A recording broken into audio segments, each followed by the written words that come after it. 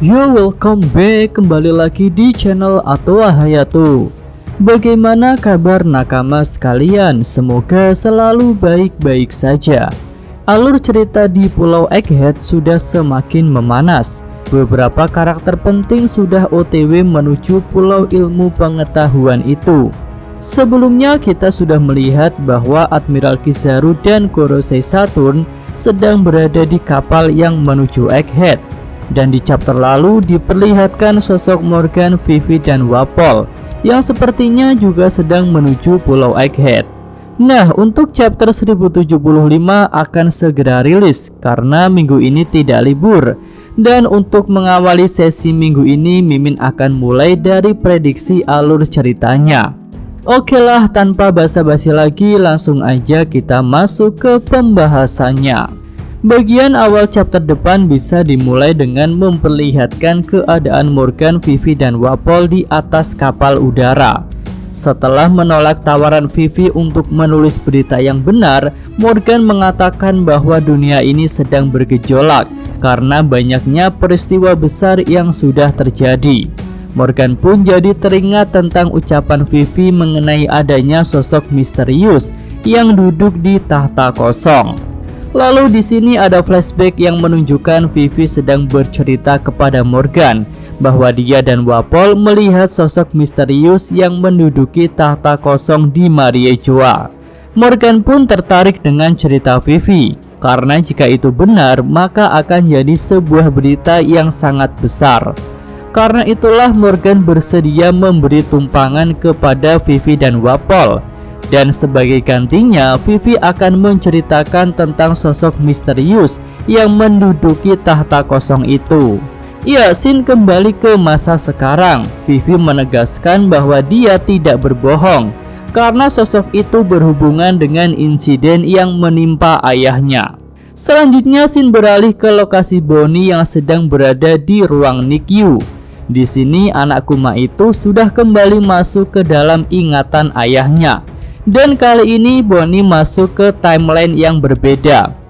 Dia pun menyaksikan saat Kuma dinobatkan sebagai Raja Sorbet. Para rakyat terlihat senang saat Kuma menjadi raja. Timeline ingatan Kuma pun beralih ke beberapa tahun setelahnya. Di sini Kuma terlihat galau dan bingung memikirkan nasib rakyatnya yang menderita. Rakyat kerajaan Sorbet menderita karena dipaksa membayar pajak tinggi untuk para Tenryubito. Sebagai raja, Kuma tidak setuju dengan hal itu. Dia pun tak pernah menarik pajak tinggi dari rakyatnya. Karena itulah Kuma dikenal sebagai raja yang membangkang kepada pemerintah dunia. Nama dan reputasi Kuma pun dihancurkan oleh para bangsawan dunia itu.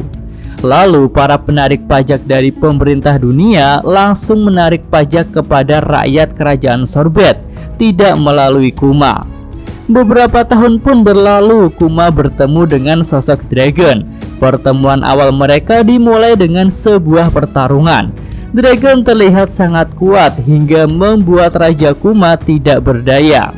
Nah, dari sinilah Kuma mulai tertarik dengan sosok Dragon dan juga pemikirannya tentang Revo Army. Hingga akhirnya Kuma memutuskan untuk meninggalkan tahtanya dan pergi bersama Dragon untuk membentuk pasukan khusus yang akan menentang para bangsawan dunia itu. Scene berganti lagi menuju ke lokasi Zoro dan Luffy. Di sini keduanya sudah mulai bosan karena tidak melakukan apa-apa. Tak lama kemudian, Lucci dan Kaku kembali sadar. Mereka berusaha melepaskan diri, tapi usaha mereka sia-sia karena ada batu laut yang menahan kekuatan keduanya. Sementara itu, Luffy dan Zoro tampak santai melihat tingkah Lucci dan Kaku. Mereka pun menyuruh kedua agen CP0 itu untuk diam dan menyerah saja. Setelah tak bisa melepaskan diri, Lucci mengatakan bahwa Pulau Egghead akan menjadi medan pertempuran besar karena ada seorang admiral angkatan laut dan banyak kapal tempur sedang menuju ke pulau ini. Mendengar hal itu, Luffy dan Zoro tampak santai. Mereka sudah tak takut lagi dengan sosok admiral angkatan laut. Lalu Lucci kembali mengatakan bahwa tidak hanya seorang admiral saja yang akan datang ke Pulau Egghead, Tetapi salah satu manusia berkekuatan monster yang memimpin dunia ini sedang menuju ke Pulau Egghead, dan dia adalah salah satu Gorosei. Selanjutnya kita beralih ke lokasi Admiral Kizaru dan Gorosei Saturn. Di sini Kizaru sedang berusaha menghubungi para agen CP0 yang ada di Egghead. Mosimos. Tapi tak ada yang menjawab panggilan dari Admiral itu. Kizaru pun mengambil kesimpulan bahwa para agen CP0 telah dikalahkan oleh bajak laut topi jerami. Tapi tak lama kemudian Stacy menjawab panggilan Kizaru. Stacy mengatakan bahwa rencana untuk menghabisi Dr. Vegapunk telah sukses, dan masalah dengan bajak laut topi jerami pun juga sudah selesai. Tapi mereka sudah kabur dari Pulau Egghead. Jadi Admiral Kizaru dan seluruh armada lebih baik kembali ke markas saja. Mendengar laporan dari Stacy, Kizaru terlihat percaya dan dia pun menutup panggilan Denden Musinya. Tapi setelah sambungan Denden Musi itu terputus, Kizaru berkata bahwa dia tidak percaya kepada Stacy. Nah, Kizaru sudah menaruh curiga kepada Stacy karena Admiral itu tahu bahwa Stacy punya suatu hubungan dengan Vegapunk di masa lalu. Jadi Kizaru pun memutuskan untuk tetap menyerang Pulau Egghead. Sementara itu kru topi jerami dan para Vegapunk yang mendengar percakapan Stacy jadi bernafas lega karena mereka mengira Admiral dan rombongan kapal yang dibawanya tidak jadi berlabuh ke Pulau Egghead. Selanjutnya di scene terakhir terlihat sosok Vegapunk bocah sedang bersama dengan seseorang di sebuah ruangan. Orang itu adalah sosok pengkhianat yang sedang ramai diperbincangkan. Dia pun berkata sudah berhasil menghancurkan Vegapunk Pythagoras. Vegapunk bocah tampak mengenal orang itu dengan baik, seseorang yang pernah punya hubungan dengannya di masa lalu. Sosok pengkhianat itu pun menyampaikan alasan mengapa dia memutuskan untuk mengkhianati Dr. Vegapunk.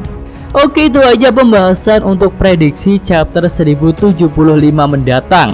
Jika nakama sekalian punya pendapat lain yang lebih bagus, silahkan bisa tulis pada kolom komentar. Iyosa Mimin atau Hayato, terima kasih. Iya, cukup sekian video kali ini. Semoga nakama sekalian menyukainya. Terima kasih sudah nonton. Jangan lupa like-nya dan subscribe channel Atowa Hayato. Yo!